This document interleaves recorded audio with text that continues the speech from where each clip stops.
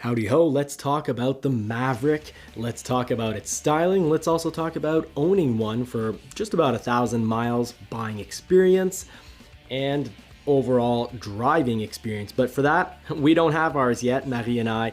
So for that, we're gonna let the locals loose. Russell's gonna tell us all about his vehicle, and Marie will also talk about her favorite Ford Maverick accessory. Now, it's not the cheapest, but it is the nicest. But before we get to that, I just want to talk about style real quick. Yes, I'm Johnny from Johnny's Car Care and Reviews, and we have heard from me on this on Mavericks for quite a while now. But I do want to point out that this truck isn't just reasonably sized and extremely well priced if you can get one at MSRP for $20,000 plus transport and destination, but its styling is fantastic. You know, Ford could have just made either a rounded off truck or a squared off truck and left it at that, but just like this F-150 Tremor in the back, the sheet metal has all sorts of pleats in it, so it's a sophisticated squared off look.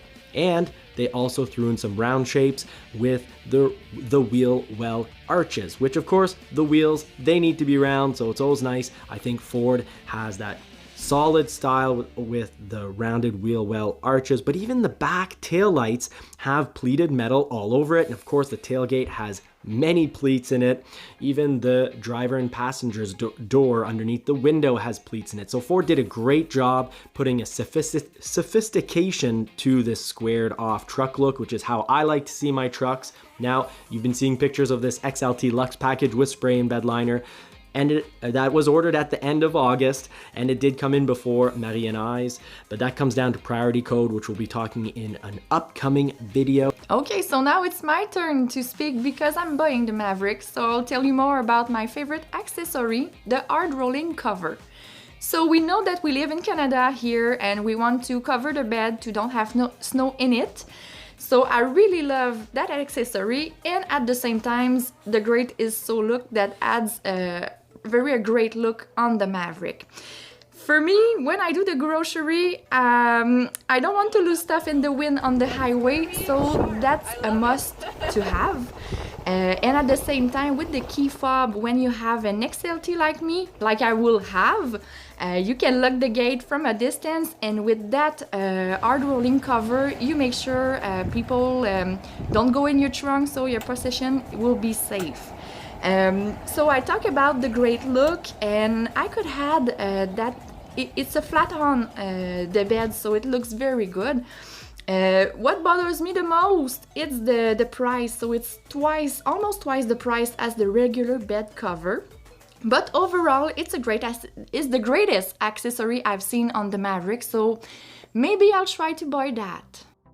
So Russell, why don't you tell us about the history of your Maverick, what drew you to this vehicle, and what got you into a Maverick?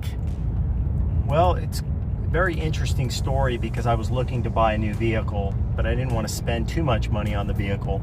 And I had seen news of this Ford truck that was coming out that had a hybrid motor, and that interested me, so I looked into it further. And this was early June, like June 8th, June 9th, and I actually did my research and made a decision, and I ordered it on June 11th, just basically the way you've seen this Maverick, but I ordered it 2 days after first knowing about it. So that's kind of interesting. But the Maverick, in my opinion, is a very good value for what you get. You get a good truck, good gas mileage, and a new vehicle. And there's not many vehicles that are in the $20,000 range that you could purchase for now. So it was a winner for me, and I own one now. Well, definitely your vehicle is agreeing with your good mileage, because what I'm seeing right here is 41.8 miles per gallon. Now, how many miles have you had this vehicle for? Let me check here. When we enjoy the ride, we don't check the miles or the miles per gallon on a daily basis. No. Go up and tell me how many miles. I have less than 1,000, I know that. Okay, great, good. So my average mileage is 42 total, okay? 42 miles per gallon. I'm driving an electric right now at 50 miles an hour, actually. You know, and that's a really cool point, because a lot of people don't cover that you can be in electric mode at you know, this isn't just a low speed electric or a mode where you're in electric, rarely in electric. Right. So just a reminder to everyone in the group, when your needle is on 0, you're in electric mode. When it goes above 0, usually when it goes, you know, a good amount above 0, that means you're definitely in gas mode. But when it goes deep into the green, that means that the regenerative braking is functioning and recharging the battery. So you asked how many miles. It's 800. I've driven it almost 856 miles since I received it. Fantastic. And right now we're now at 42 miles per gallon, and Russell knows how to drive. So I don't know about that. Oh, he definitely knows how to. You definitely know how to drive hybrid, because I saw you let go of the gas. You saw well in advance the light's going to be red. So why race all the way to the end and slam on the brakes? Let go of your brakes in advance. It's red. You know, if you're real lucky, you're going to regain battery, and maybe it'll just happen to turn green before you make a complete stop. But let's now hear more from Russell about his driving habits, fuel economy, driving experience, and buying experience. So I wanted something economical, and the Maverick is definitely economical. If you're not a lead foot, you're going to get good gas mileage in this vehicle. I drive normal. I've been averaging about 42 miles per gallon, and I put in regular 87 octane. What would you say your mix of city driving versus highway driving is, Russell? 80-20. Mostly 80% city, 20% highway. And when you're on the highway, you generally you follow traffic? I drive maybe the speed limit or up to 10 miles per hour over the speed limit, depending on where I'm at and if it's safe. I think it's great. You're getting 42 miles per gallon over the last almost 1,000 miles. So I'd say that's an extremely good test. And, you know, we see in the Maverick here that we still have the temperature showing down on the knob. So not affected by that microchip adjustment yet. You also have the temperature up in the gauge. I think it's really cool. You know, you got your hybrid. Yep. How long have you had your hybrid now? I got the vehicle January 6th. No, February 6th. February 6th is when I received it. Yeah, I ordered it June 11th. So, what is that? A little over 6 months? 6.5 months? 7 months?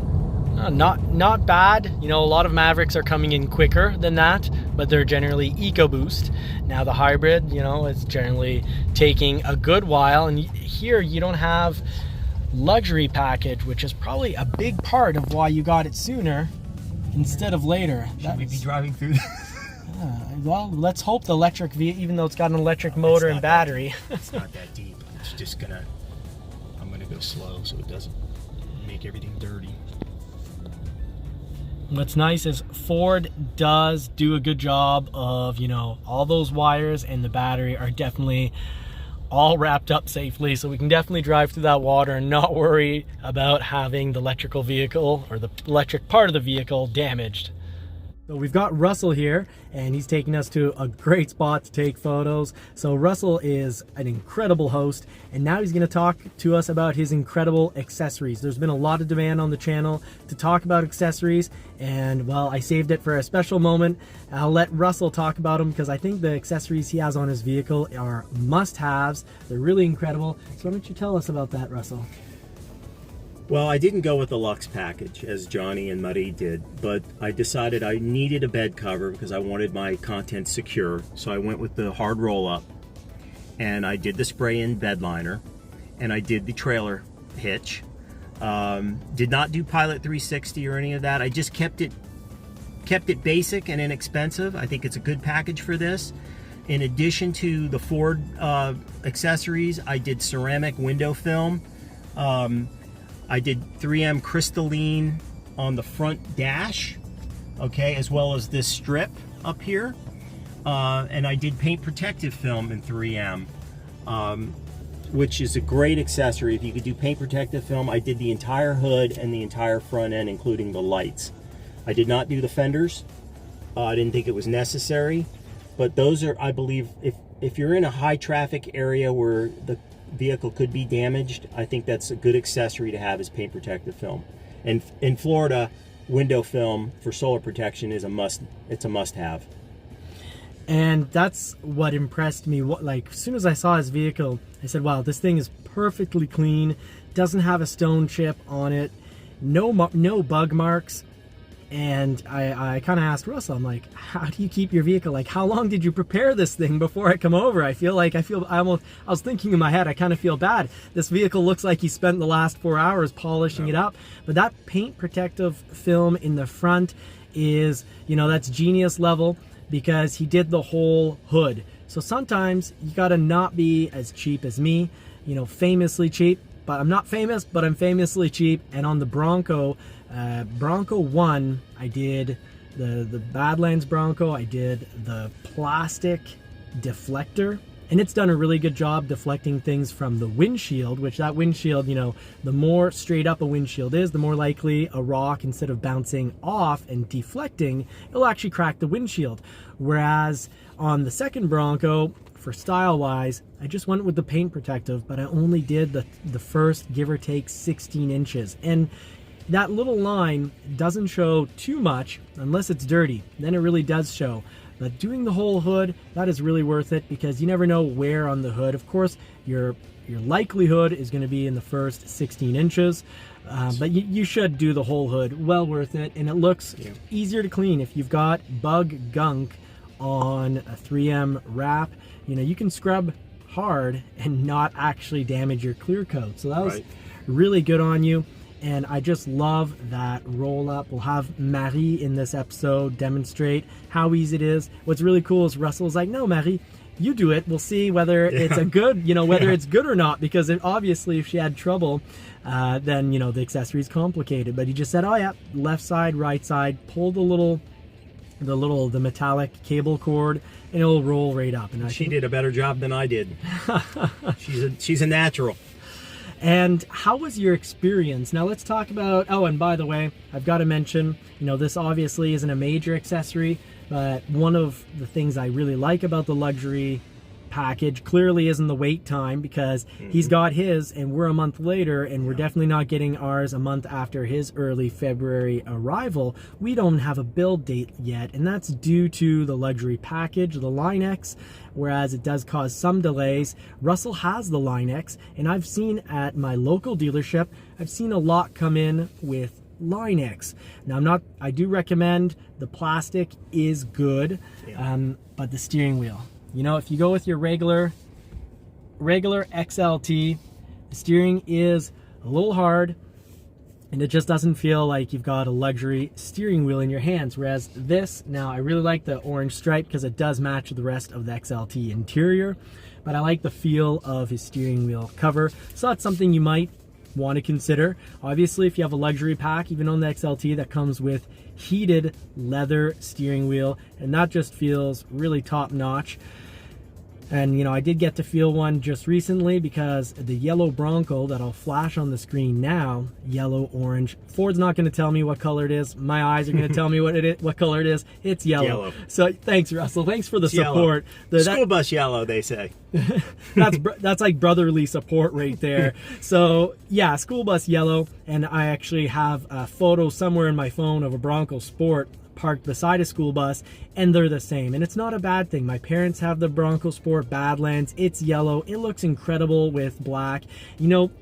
Something to mention, Russell, you're talking about the mags, and we originally on the computer, like, none of the colors seem to come out quite right on the computer. I keep being impressed, like Cactus Gray on the computer. Marie actually said she didn't want an Outer Banks Cactus Gray, tried to convince me to get something else because of the color. Then when I showed up with it, she said, well, can I have that one? And I like the Cactus Gray too. Yeah, and I like the Cactus Gray in person. And she went from disliking it to loving it. She even said, well, can I drive the Cactus Gray one? And I was like, no, honey, you picked the blue one. But you're talking about the mags. The mags were a nice surprise too. They did a good job. Ford did a great job on these mags. I was concerned.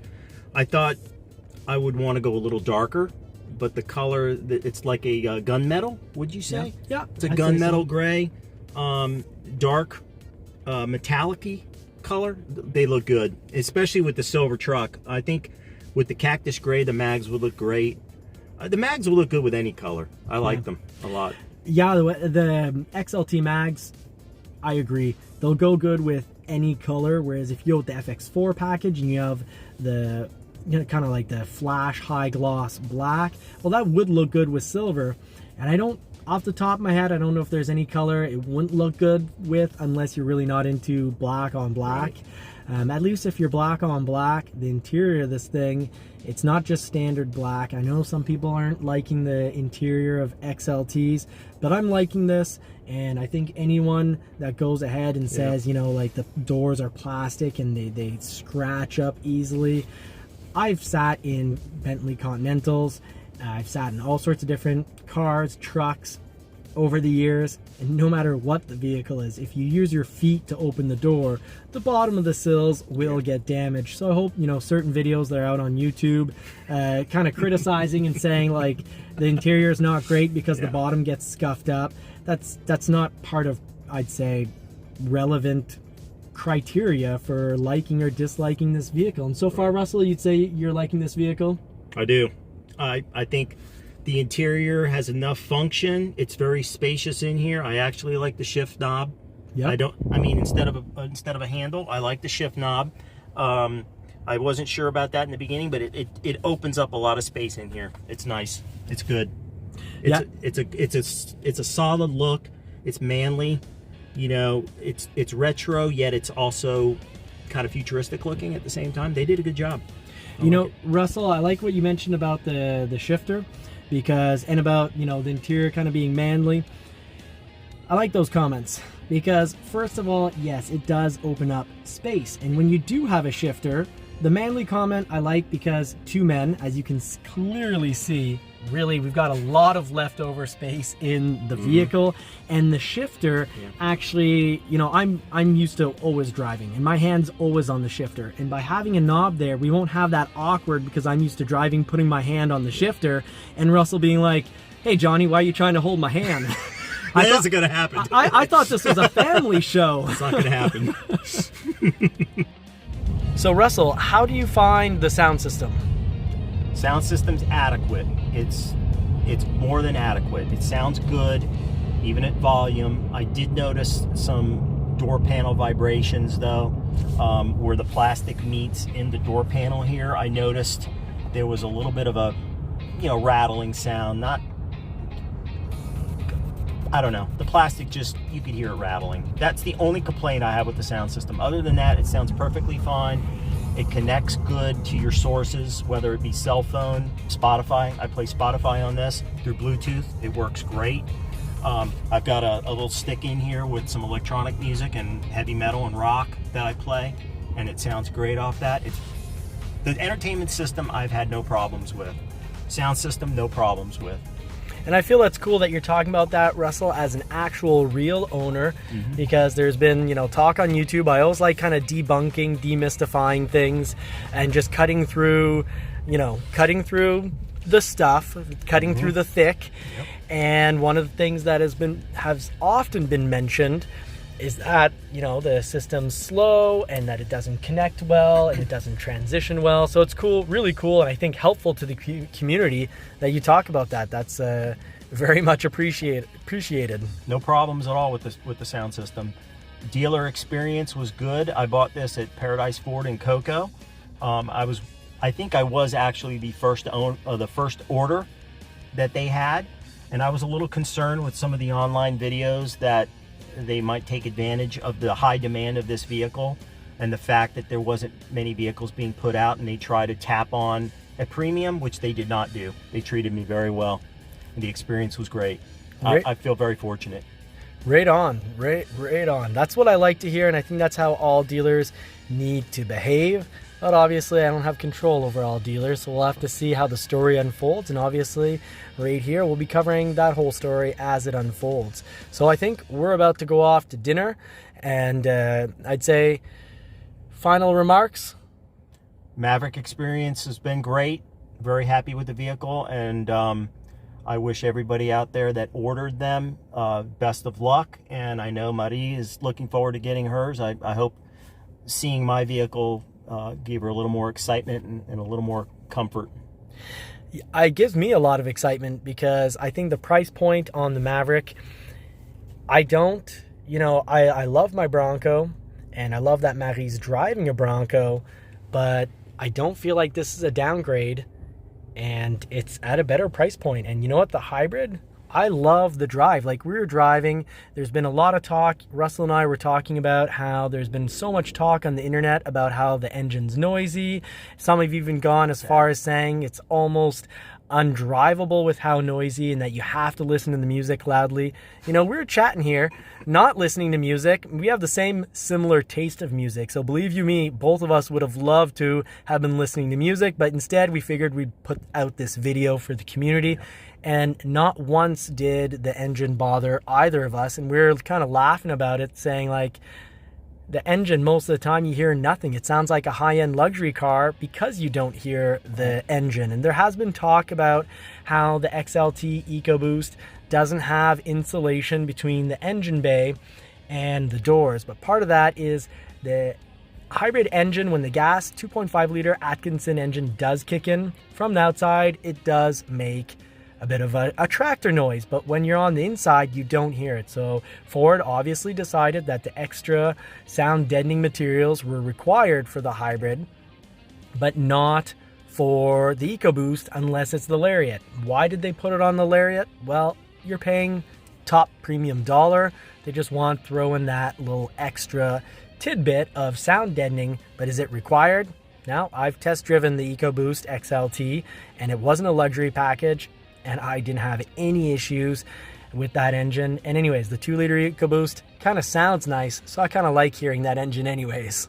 More power, but at a sacrifice. Fuel economy. And I think hybrids are the way of the future. I mean, I think we will wake up in the near future and find that most vehicles will be hybrid or electric. And especially with gas prices being what they are now, I'm sure hybrid people are very happy.